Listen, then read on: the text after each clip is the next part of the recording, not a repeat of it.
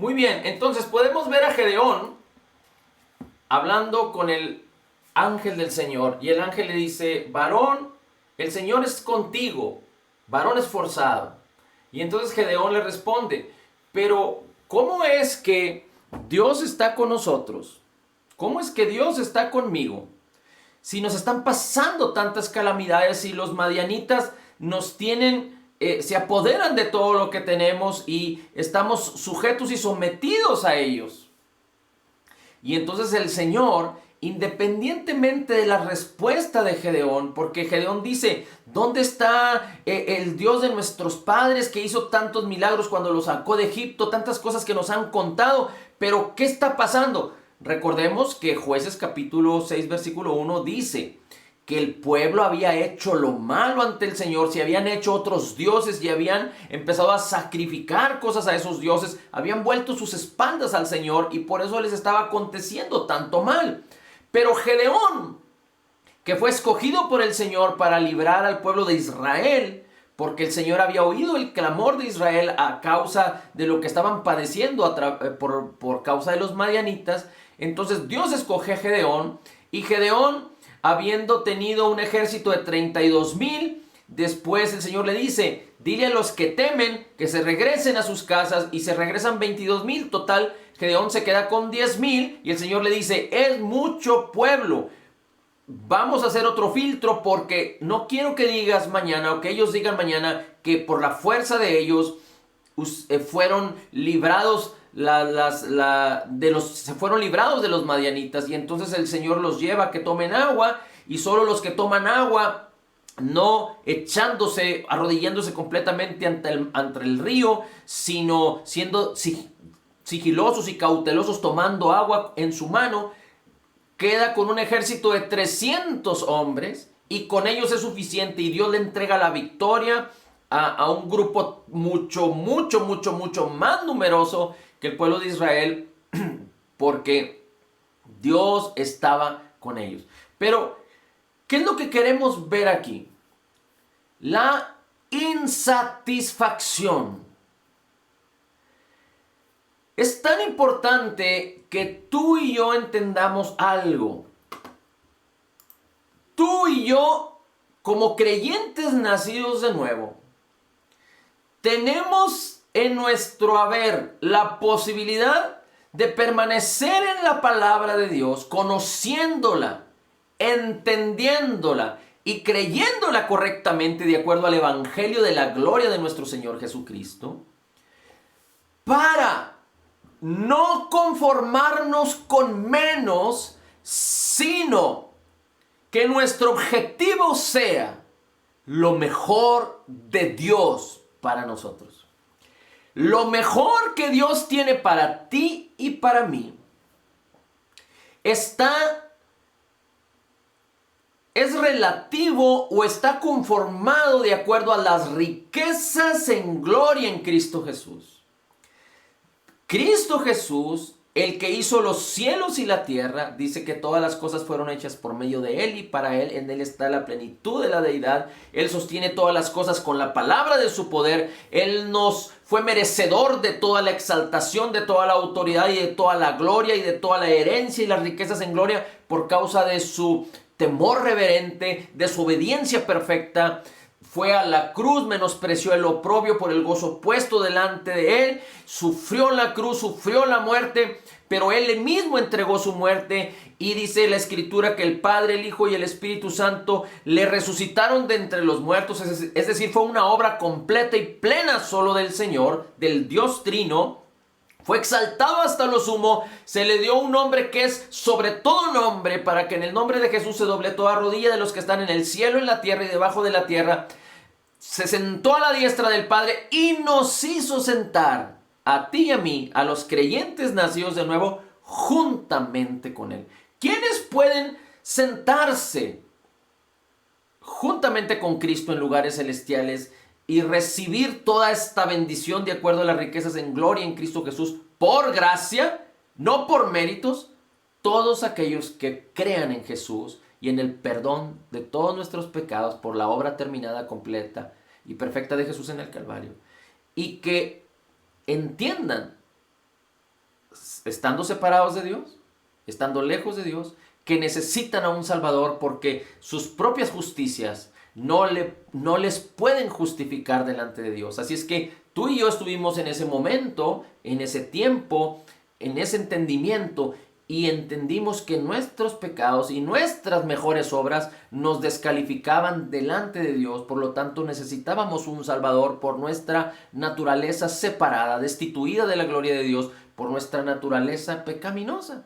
Pero conociendo el Evangelio, habiendo oído de la verdad de Cristo y que Cristo pagó por los pecados de todos los hombres, y que recibiéndole a Él y recibiendo la paga que Él hizo en nuestro lugar, por la fe, fuimos justificados delante de Dios, y Dios nos hizo hijos. ¿Para quién es esto? Para todo aquel que cree que Dios amó de tal manera al mundo que entregó a su Hijo Jesús, a su unigénito, para que todo aquel que en Él cree no se pierda, mas tenga vida eterna. Así es que, habiendo hecho nuestro Dios y Padre esta gloriosa manifestación de su grandioso y profundo amor para ti y para mí, para todo el que cree, Dios nos llama a que no aspiremos a menos, sino que, es decir, que no nos conformemos por menos, sino que nuestro objetivo sea alcanzar lo mejor de Dios. No solo tenemos que entender, conocer y creer correctamente la palabra, pero permanecer en ella para que la verdad, que es la palabra, que es Jesús, que es el Espíritu, nos haga libres en todas las áreas de nuestra vida y alcancemos lo mejor de Dios. Ese es el propósito por el cual Dios te llamó a ti y a mí. Para disfrutar lo mejor de Él, para vivir en lo mejor de Dios y compartirle a tantos que están padeciendo en este mundo, no solo tribulación, no solo enfermedad, no solo escasez, no solo problemas, sino perdición. Porque tantas personas no conocen a Dios y se están perdiendo sus almas y sus vidas en una eternidad sin Dios, sin Cristo. Así es que la obra redentora que Dios diseñó, en donde envió a su Hijo, es tan gloriosa, pero tiene un propósito tan grande que Dios quiere que tú y yo entendamos que no debemos conformarnos con menos, sino con lo mejor que Dios tiene para con nosotros en Cristo Jesús. Y esto empieza con concebirlo. Esto, déjame decirte algo muy importante, que Dios no nos ha llamado para sobrevivir, como el que queda náufrago y encuentra unas tablas y ahí se queda sobreviviendo. No. Dios nos ha llamado para que tú y yo alcancemos el máximo potencial para cumplir el propósito que Él nos ha llamado, y que multitudes, no estoy hablando de uno, no estoy hablando de dos, no estoy hablando de tres, estoy hablando de multitudes conozcan a través de ti y de mí que Jesús es el Salvador, que Dios es bueno en todo tiempo y que nos ha llamado a esta gloriosa esperanza. Ahora, tú me dirías, ¿es posible vivir en lo mejor de Dios en medio de un mundo caído y de tanta adversidad? Pero claro que sí. Porque cuando hablamos de lo mejor de Dios, hablamos de estar en control, en la paz de Cristo. En control de nuestros sentidos, siendo sostenidos por el amor de Cristo, por el perdón de Cristo. No en culpa, no en condenación, como muchos creyentes desafortunadamente viven hoy, en temor y en pánico, sobreviviendo y conformándose a lo que este mundo les dice, les dicta. Pero si somos justos, fíjate lo que te voy a decir, si somos justos, la mayoría de los cristianos, y esto es muy triste, muchos cristianos están desestimando, desvalorizando o no dándole el valor a Jesús, al Rey de la Gloria, al Padre Celestial, al Espíritu Espíritu de verdad, a la obra que Jesús hizo por nosotros, de tal manera que la única oportunidad que se han puesto delante de sus ojos es a sobrevivir. Y aunque en sus mentes y en sus corazones, de alguna manera o de otra, porque yo creo que así ha sido en algún tiempo de sus vidas, han hablado, han cantado, han escuchado, grande es nuestro Dios. Al que cree todo le es posible, todo lo puedo en Cristo que me fortalece. Pero no han podido conocer, no han podido entender, no han podido creer correctamente para concebir y ser atrapados por la verdad de Cristo, ser guiados por el Espíritu Santo para permanecer y que la verdad de Dios en cada una de estas escrituras nos haga libres de una manera extraordinaria. Y entonces los creyentes, desafortunadamente, se están aferrando solo a sobrevivir. Y se están conformando a todo lo que este mundo dicta, a todo lo que las circunstancias terrenales dictan. Y yo no estoy en contra y no estoy diciendo que las situaciones terrenales no existen. Claro que existen. Pero la fe no niega lo terrenal. La fe de Cristo no niega lo terrenal. Transforma. Es decir, la fe no me llama a negar lo terrenal, pero a que mi vida sea transformada sobre lo terrenal, en la gloria de la obra terminada, completa y perfecta de Jesús en el Calvario. Por eso la fe, dice la Escritura, que llama a lo que no se ve, que cree, está segura de lo que no se ve y tiene la esperanza de lo que no se ve, la seguridad, la certeza de la sustancia, de lo que en el reino espiritual existe ya. Recuerda que la fe que describe en Hebreos 11 no habla de que el mundo fue formado de lo que no existía. No existía delante de nuestros ojos, no existía, digamos, si queremos usar esta palabra, en el mundo natural, en el mundo terrenal, material, pero en el mundo espiritual existía. Así es que la fe transfiere de lo que ya es en el mundo espiritual, en el reino espiritual, a este mundo natural. Bien, pero ¿qué sucede con Gedeón? Hay la posibilidad, de acuerdo al contexto y de acuerdo a cómo es que Dios le responde, de que Gedeón estuviera insatisfecho, pero no de una manera carnal o natural. Cuando tú vas a ver una película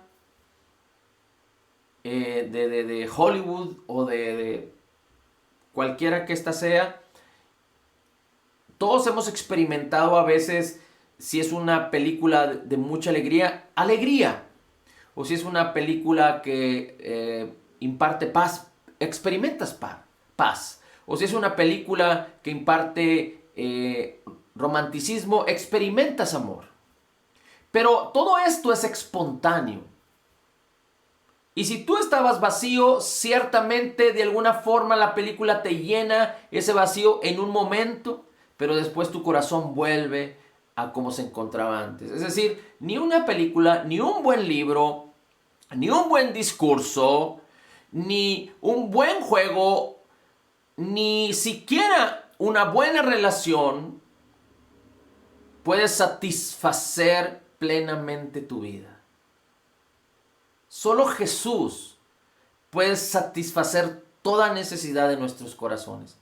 Ahora, no estamos hablando de una insatisfacción carnal como cuando tú pierdes la paz, pero el Señor dice, tú guardarás en perfecta paz aquel cuyo pensamiento en ti persevera.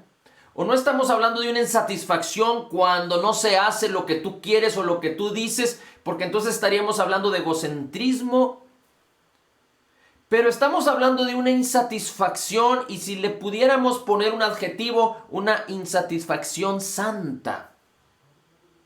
Es decir, cuando tú te encuentras en una posición y que entiendes que Dios no te llamó a conformarte con menos, pero Dios te llamó a que te conformaras con lo mejor que Él tiene para ti. Y entonces, en la posibilidad de que Gedeón haya estado insatisfecho porque él había escuchado a sus padres acerca del Dios Todopoderoso, y seguramente había escuchado las historias que siguieron al pueblo de Israel, y cómo Josué y cómo Caleb conquistaron, etcétera, etcétera. Seguramente él había pensado y había dicho de sí: yo fui llamado a más, pero no está pasando, estoy limitado. Y entonces él lo expone al Señor y le dice: pero tú me dices que estás conmigo y que soy esforzado, pero ¿qué está pasando aquí? Y bajo esa consideración vemos cómo el Señor no toma como una queja de Gedeón, una queja carnal, pero digamos que como una presentación de una situación genuina, en donde el corazón de Gedeón, más allá de sus imperfecciones como hombre, estaba hablando acerca de su insatisfacción, con el propósito de que Dios fuera su satisfacción. Y entonces Dios lo usa, Dios abre camino, Dios le muestra el gran poder, la gran victoria que le había entregado, y solo con 300 hombres libera al pueblo de Israel de una esclavitud o de una problemática con los madianitas que por 7 años habían sufrido. Ahora, solo es el ejemplo de Gedeón, pero tú y yo podemos ver otros ejemplos. Por ejemplo, recuerda a Josué y a Caleb. Josué y Caleb fueron parte de un grupo de 12 espías que Moisés envió cuando salieron de Egipto a identificar, a traer evidencia de la tierra donde fluía leche y miel, que Dios le había dicho a Moisés: esta es la tierra que he entregado a ustedes. Y entonces fueron 10 espías, es decir, 12 hombres seleccionados de cada una de las familias. No eran cualquier hombre, eran 12 personajes especiales del pueblo de Israel, a identificar, a evaluar, a descubrir, a espiar la tierra y a traer evidencia de la bendición que había en esa tierra, la cual Dios ya les había entregado. Y cuando regresan, tú conoces la historia, 10 de esos hombres especiales que Dios había enviado regresan con un mal reporte. Es decir, habían visto y habían creído de acuerdo a un corazón incrédulo, y habían manifestado a las familias de Israel, es decir, al liderazgo, a Moisés, a Aarón y a los ancianos de Israel, un mal reporte. Pero 2 hombres vieron las cosas desde una perspectiva diferente, con los ojos de Dios y como Dios había hablado. Y contrariamente a los otros 10, ellos dijeron: podemos conquistar y podemos lograr, porque la victoria es nuestra y los gigantes son para nosotros como pan. Podemos conquistar. Pero el pueblo en general no quiso escuchar a estos 2 que habían hablado verdad de acuerdo a Dios, pero decidieron escuchar a los otros 10 y se volvieron en su incredulidad, y por eso tuvieron que andar vagando alrededor de 40 años en el desierto por su incredulidad, hasta que esa generación desapareciera, para que la generación que venía después de ellos poseyera la tierra. Y inclusive después, es decir, Moisés tampoco entró a la tierra prometida, no por incredulidad, por otro tema separado, pero lo cito para comentarle que fueron Josué y Caleb, pero particularmente Josué, el sucesor de Moisés, quien introdujo 40 años después al pueblo de Israel, es decir, a la generación que le siguió, de los que habían salido de Egipto, y los introdujo a esa tierra donde fluía leche y miel, y completamente en la victoria, y poseyeron toda aquella tierra. Pero la pregunta es, imagínese la insatisfacción genuina, santa, por decirlo así, de Caleb y de Josué. Que ellos tuvieron el reporte correcto, que ellos identificaron y creyeron, pero tuvieron que andar juntamente con Moisés 40 años en el desierto y el resto del pueblo. Imagínese su insatisfacción santa. Esperar 40 años, aunque ellos habían creído, pero nunca se quejaron, pero nunca hablaron nada en contra de Moisés, en contra del Señor, y entonces valió la pena, porque Dios se manifestó de una manera gloriosa, y no solo Josué introdujo al pueblo, a millares de gentes a la tierra prometida, sino que Caleb se cuenta que a los 85 años estaba tan fuerte como cuando tenía 40, venciendo a gigantes y conquistando la tierra. Imagínese a José el soñador, que tuvo que ser llevado esclavo, aprendido, tuvo que ser blasfemado, injuriado, enviado a la cárcel, y después fue puesto en eminencia. Dios estaba con él y padeció estas cosas por las injusticias humanas, empezando por las injusticias de sus hermanos. Y había una insatisfacción genuina en él. Es decir, ¿a qué me refiero? A que tanto Caleb como Josué, tanto como José el soñador, José fue mucho antes que Caleb y Josué, ellos conocían la plenitud, entendían la plenitud, el Dios que estaba con ellos, pero en ese momento no podían manifestar toda su plenitud y tuvieron que ser pacientes hasta que Dios los puso en su momento correcto, en su lugar correcto, y entonces fueron usados en plenitud por el Señor. Lo mismo le sucedió a Daniel, al profeta Daniel. Lo mismo le sucedió a David. Imagínense el celo santo de David cuando llegó a ver a los escuadrones de Israel, los más gloriosos y los más poderosos, amedrentarse ante los filisteos por causa de Goliat.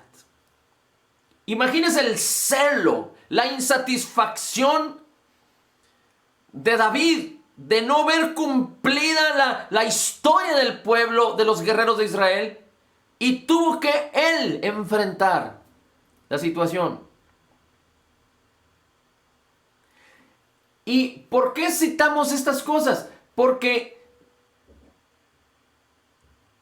Dios no quiere que usted esté insatisfecho por cosas naturales, por cosas carnales, pero Dios quiere que usted identifique que hay una insatisfacción en usted, una insatisfacción santa, porque usted no ha puesto sus ojos en alcanzar lo mejor de Dios, sino que de alguna manera o de otra, usted se ha conformado en cierta manera a un estilo de vida. Pero Dios le llamó a algo glorioso. Y Dios quiere que usted y yo estemos insatisfechos, pero no en nuestra carne, sino de una manera santa, por decirlo así, en donde no nos conformemos con menos, sino con lo mejor que Él ya ha provisto para ti y para mí en Cristo Jesús. Mira cómo dice Segunda de Crónicas, capítulo 16, versículo 9. Después de Josué viene Samuel y Crónicas, primer libro y segundo libro de Samuel, y primer libro y segundo libro de Crónicas.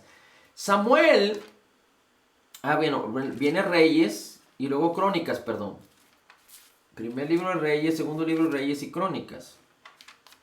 Y los libros de los Reyes y los libros de los y Crónicas prácticamente son libros paralelos, hablan de los mismos eventos, pero uno de ellos hablando, toda la palabra es inspirada por Dios, pero uno de los libros habla acerca de viendo las cosas desde la perspectiva humana, no carnal, humana. Es decir, como que Dios exponiendo que se expresara la historia escrita, es decir, escribiendo la historia a través de cómo se vería a través de los ojos humanos. Y el otro libro habla de las mismas historias, pero desde la perspectiva de Dios. Así es que, Segunda de Crónicas, capítulo 16, versículo 9, dice así. Este versículo, aunque tiene otro contexto que usted después pudiera investigar, inquirir, usted podría de alguna manera comprender de una forma completa lo que se refiere esta escritura en este capítulo. Pero vamos a leer particularmente el versículo 9. Dice, porque los ojos del Señor recorren toda la tierra para corroborar a los que tienen un corazón perfecto para con Él. Una vez más, porque los ojos del Señor recorren toda la tierra para corroborar a los que tienen corazón perfecto para con Él. Una vez más, porque los ojos del Señor recorren toda la tierra para corroborar los que tienen corazón perfecto delante de Él. Fíjese cómo dice otra versión. Porque los ojos del Señor contemplan toda la tierra para mostrar su poder. Porque los ojos del Señor contemplan toda la tierra para mostrar su poder a favor de los que tienen corazón perfecto para con Él. Y aquí estamos hablando de este capítulo, simplemente lo voy a poner en perspectiva de cómo el rey de Judá, en lugar de pedir apoyo, en lugar de confiar y buscar al Señor, se asoció con un rey carnal, con otro rey de otro pueblo, y entonces sufrió las consecuencias. Y el Señor le dice, porque los ojos del Señor contemplan, recorren toda la tierra para mostrar su favor a los que tienen un corazón perfecto para con Él. A los que tienen un corazón perfecto para con Él. Y no me malinterprete por las palabras literales que están descritas aquí, pero lo que la Biblia nos enseña a través del contexto de los evangelios y a través de las historias de los apóstoles, del apóstol Pablo, a través de las enseñanzas de Jesús, es que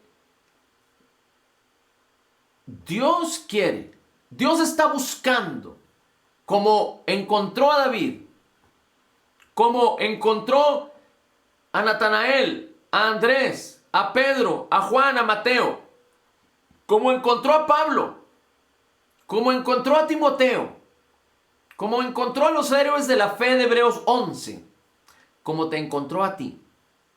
Dios está diciéndonos en su palabra, yo estoy buscando en toda la tierra quien diga, yo quiero hacer tu voluntad. Estoy deseoso por caminar en ti, Señor. Estoy deseoso por cumplir el propósito por el cual me estás llamado. No estoy satisfecho con lo que he vivido hasta ahorita. Me gozo y me alegro y te doy gracias por lo que tú has hecho, por lo que yo he disfrutado, pero te he limitado. Y quiero extenderme. Quiero cumplir tu propósito. Quiero ser como tú quieres que sea. Quiero que tú utilices todo el potencial, y es lo que dice este versículo de Segunda de Crónicas 16:9. Quiero que utilices todo este potencial y tu poder en mí, Señor, para servirte, para que multitudes vengan, no para sentirme como hombre realizado o como creyente realizado, pero porque es necesario que estando los campos listos para la siega, haya obreros que vayan a la siega, a la cosecha. Y si tú lees el libro de los Hechos, vas a ver cómo los discípulos, recibiendo el bautismo del Espíritu Santo, el cual todo creyente tiene acceso a él, y tú y yo lo hemos recibido, empiezan a predicar la palabra. Se convirtieron 3,000, se convirtieron 5,000, grandes señales, prodigios y milagros, cosas extraordinarias empezaron a suceder. Muchos vendían sus bienes. ¿Por qué? Porque habían entendido, de alguna manera, el Señor los había guiado, de que su poder era tan vasto, su corazón era tan bueno y su llamamiento, de que muchos le dijeron al Señor: aquí estamos, Señor, para servirte a ti. Recuerde que en Efesios capítulo 1 dice la Escritura que usted y yo recibimos, debemos de tener la esperanza del llamamiento de Jesús. El llamamiento de Jesús, mi llamamiento. La herencia de Jesús, mi herencia. El poder que levantó a Cristo entre los muertos, el poder de Cristo que mora en mí. La unción de Cristo, mi unción. Como Jesús es, así soy yo, en mi espíritu. Las obras de Jesús, ustedes las harán, y mayores. Así es que no estoy hablando de cosas humanas, carnales, más bien. Pero estoy hablando del propósito de Dios. Porque si Dios no me ha llamado a sobrevivir, si Dios no me ha llamado a sobrevivir, sino a aspirar a lo mejor de Él en Cristo Jesús, para mí y para ti. Si Dios no me ha llamado a conformarme a este mundo, sino a ser transformado para dar gloria a Dios en todo tiempo. Recuerde que el Espíritu Santo, uno de sus propósitos es que Cristo Jesús sea glorificado. Y Jesús es el único camino al Padre. Jesús es quien nos muestra al Padre. Así es que para gloria de Dios Padre, en el nombre de Jesús, el Espíritu de Dios nos guía para conocer toda verdad, vivir en libertad, reinar en vida, como lo dice Romanos 5:17.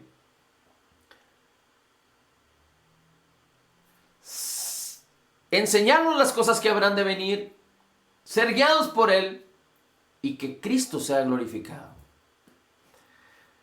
Dios quiere que tú alcances el máximo potencial en tu propósito.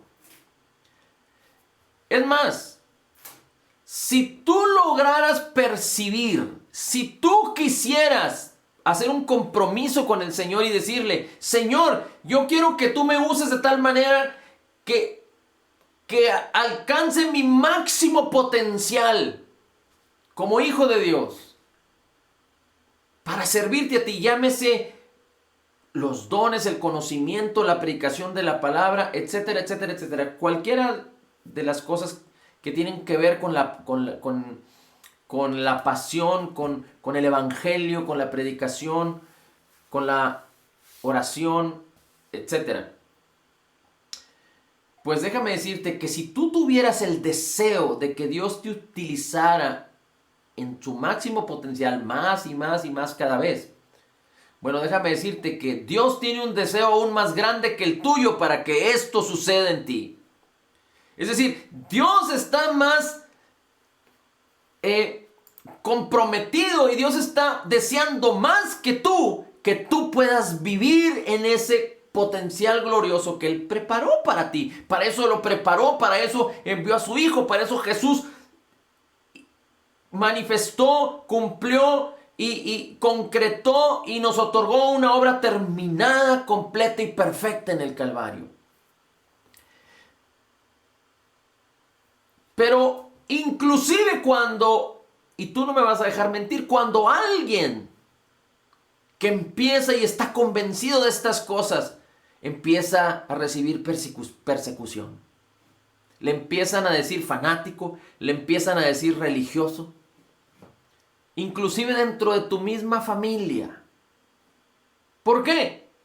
Porque las personas que solo tienen su vista limitada y que solo han aprendido a desarrollarse y ejercitarse en lo carnal, no van a poder ver o aspirar cuando alguien puede ver más allá, quitarse la venda de los ojos y ver el propósito por el cual Dios nos llamó a ti y a mí. Pero esto es para todos.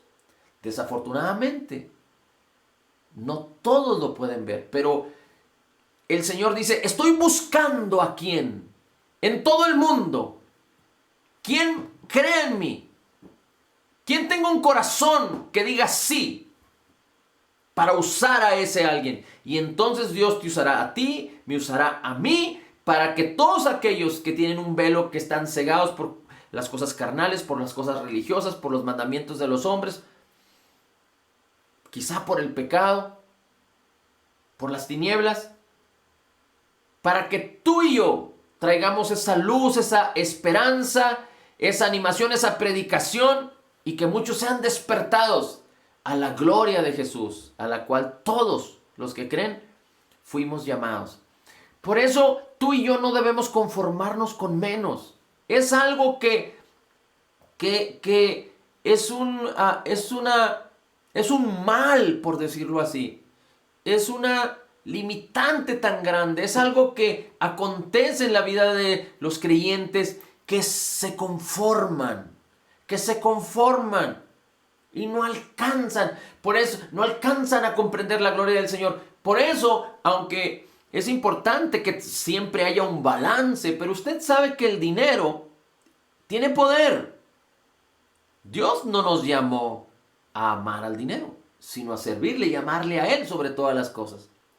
Pero el dinero tiene poder. El dinero tiene poder para que una familia pueda vivir.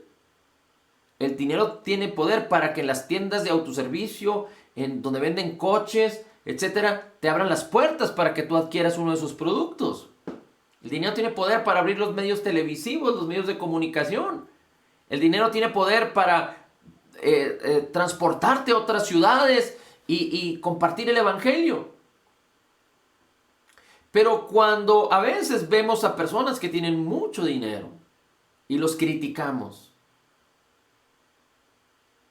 nos estamos conformando a veces, equivocadamente, a nosotros tener menos, porque relacionamos el tener mucho dinero con la mala motivación del corazón de las personas que tienen mucho dinero. Pero Dios no nos llamó a que hiciéramos esa relación. ¿Cómo podemos ayudar a muchos? ¿Cómo alguien teniendo la intención y el deseo y el entendimiento de que Dios lo llamó a alimentar a los pobres, digamos, cómo le va a dar de comer a 1000 bocas si no tiene mucho dinero?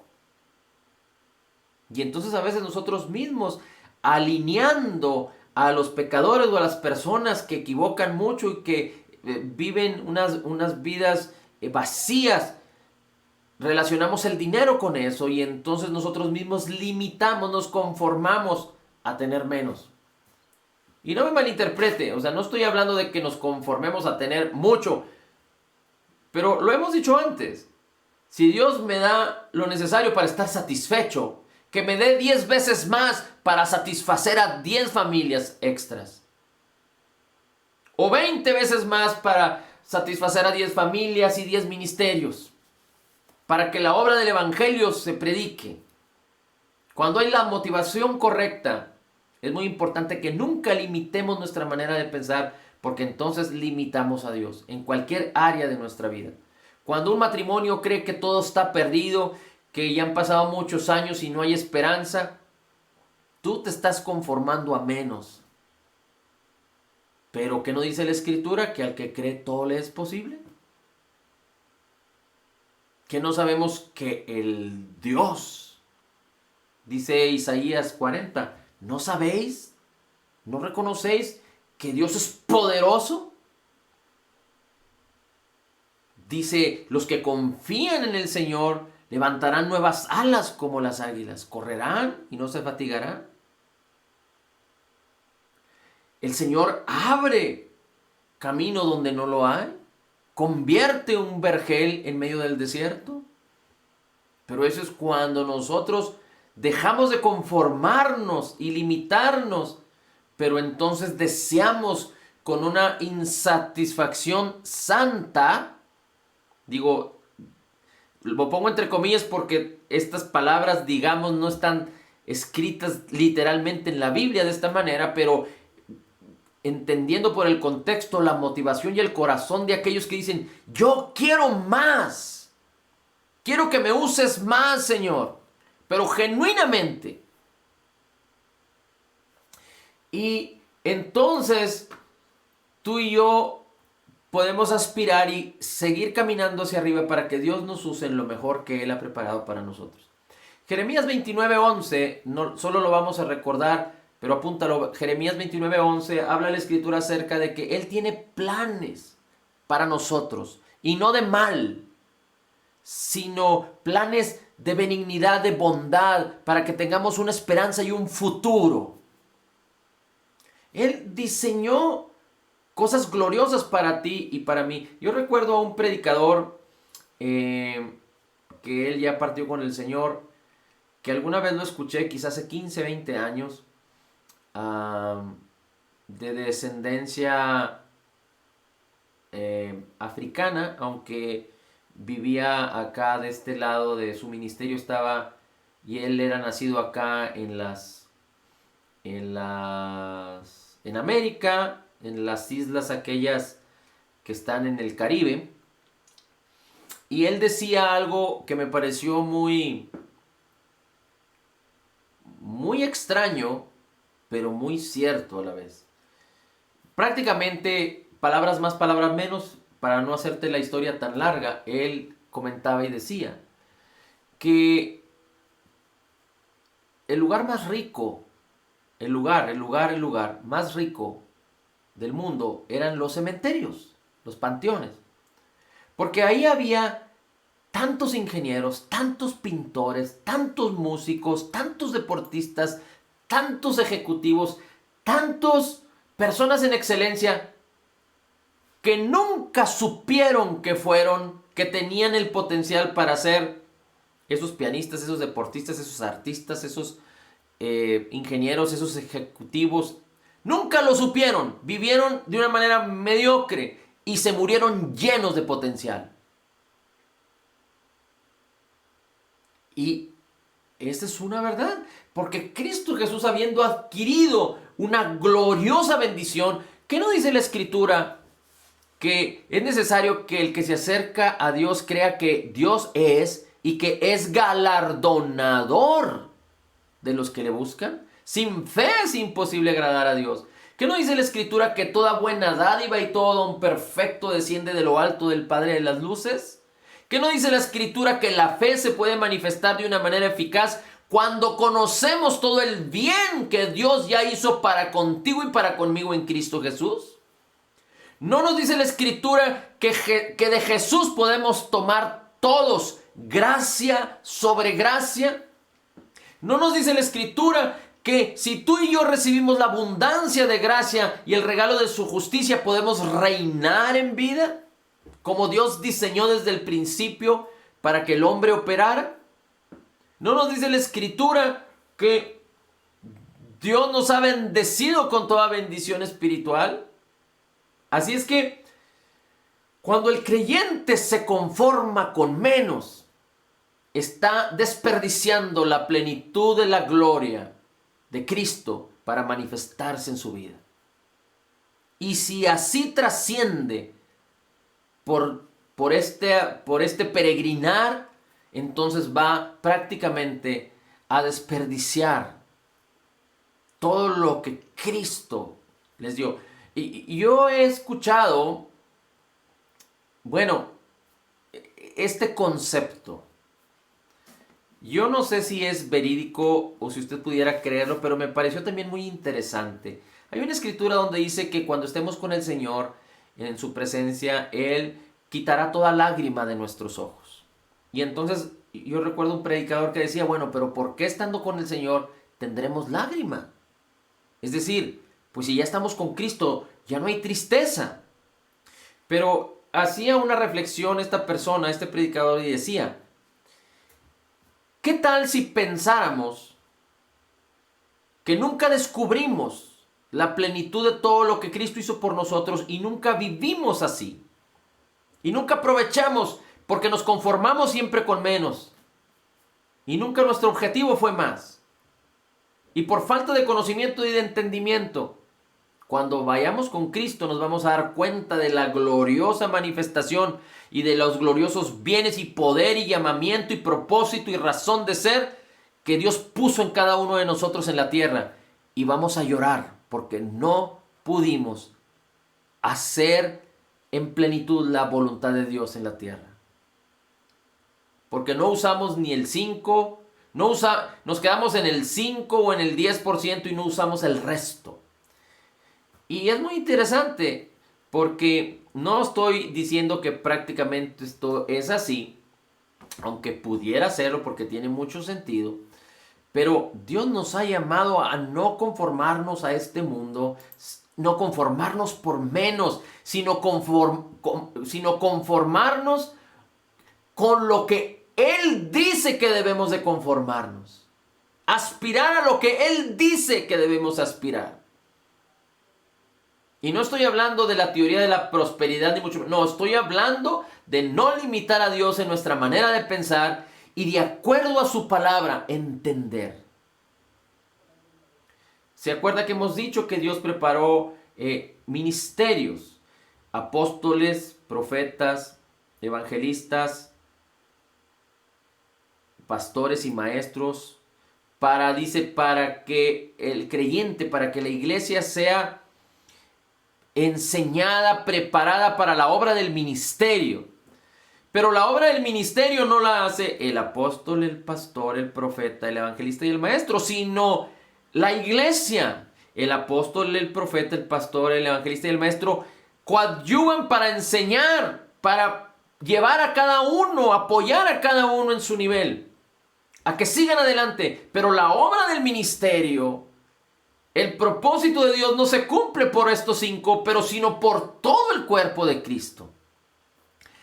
Así es que, si tú y yo no estamos viviendo en lo mejor de Dios, respecto a las finanzas, a la salud, o si estamos teniendo problemas en las finanzas, en la salud, en las situaciones emocionales, si estamos teniendo problemas en nuestras relaciones, en el trabajo, cualquier problema que esté sucediendo en nuestras vidas, es entonces porque nos hemos conformado con menos. Es importante que entendamos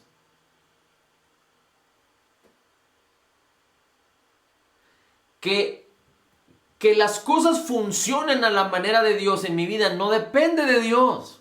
Dios ya hizo lo suyo y está listo. El Espíritu está listo para vivificarnos y entrar en acción, porque ya mora aquí.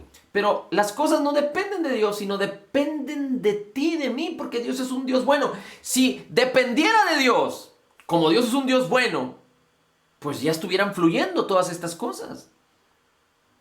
Es muy importante que entendamos la naturaleza de Dios. Dios es bueno en todo tiempo.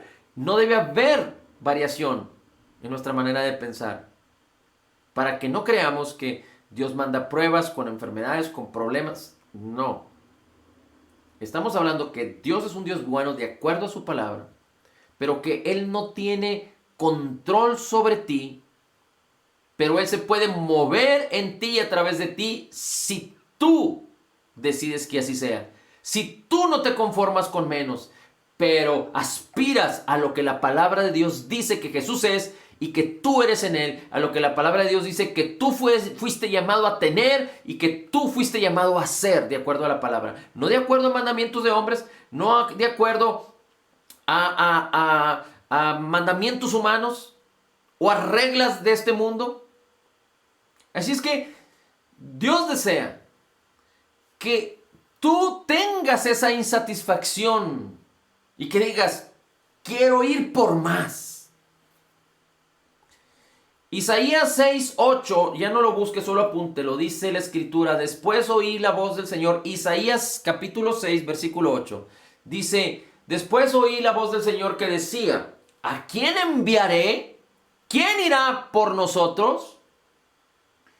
Y Isaías respondió, Señor, heme aquí, envíame a mí.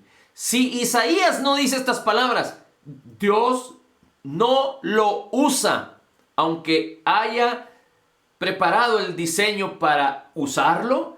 Si Isaías no hubiera estado dispuesto a escuchar la voz de Dios y a hacer con un corazón dispuesto lo que Dios quería que hiciera, Isaías no, Dios no lo hubiera tomado, Dios no lo hubiera usado. Solo para recordarte o solo para confirmar esto, también solo apúntalo, te lo voy a platicar.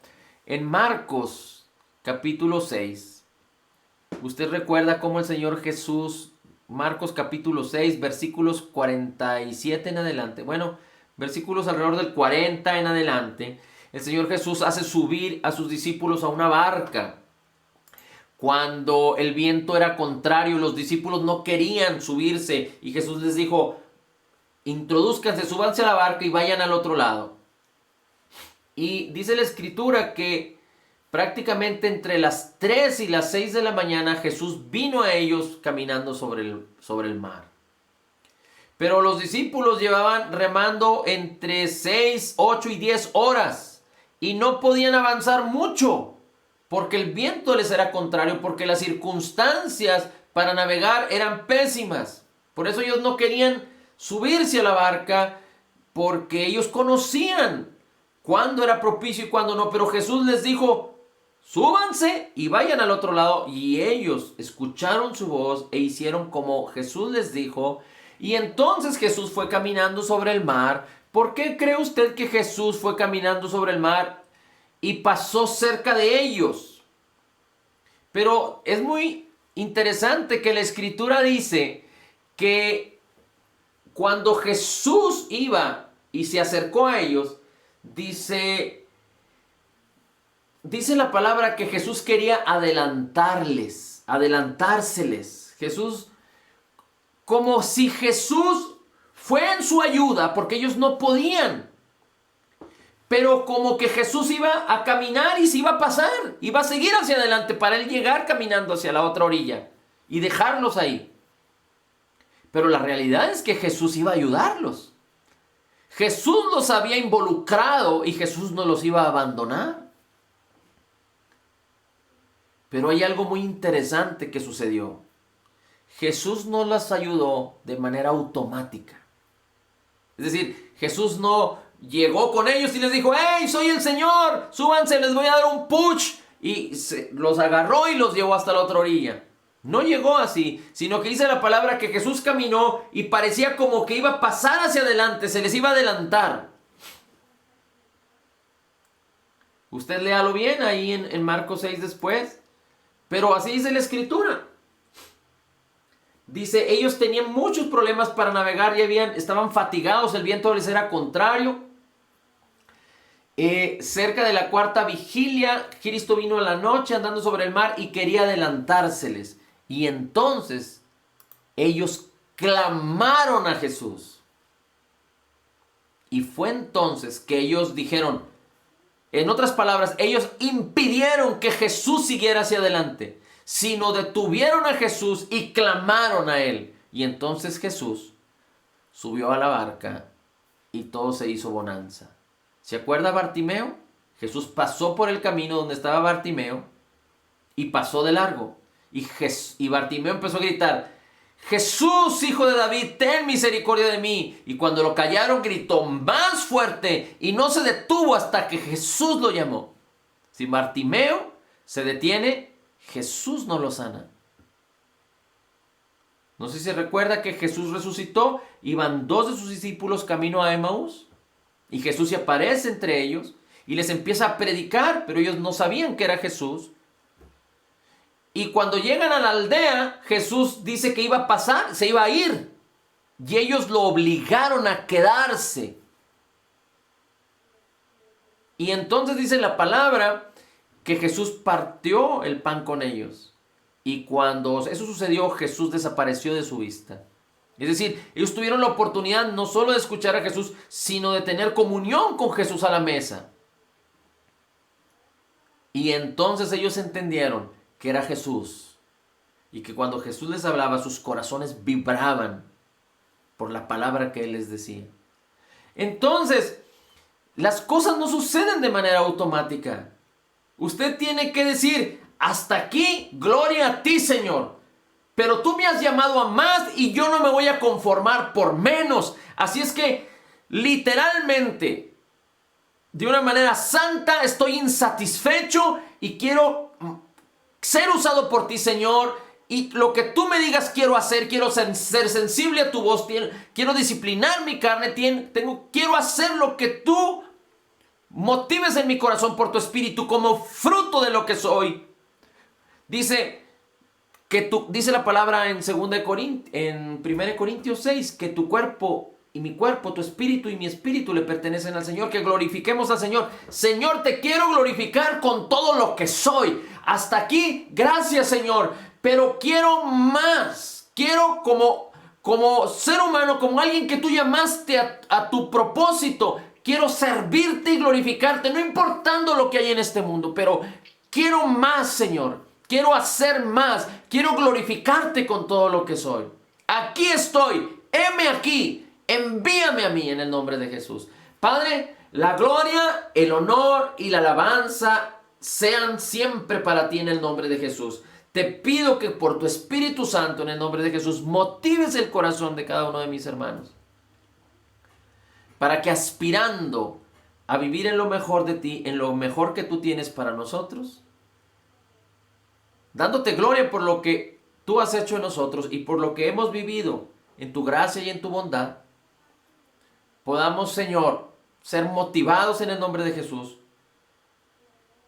para no conformarnos con menos, sino aspirar a lo mejor que tú has provisto para nosotros, para servirte a ti, darte gloria a ti, en el nombre de Jesús, y que el nombre del Padre, del Hijo y del Espíritu Santo sean glorificados a través de nuestras vidas. Gracias, Señor Jesús.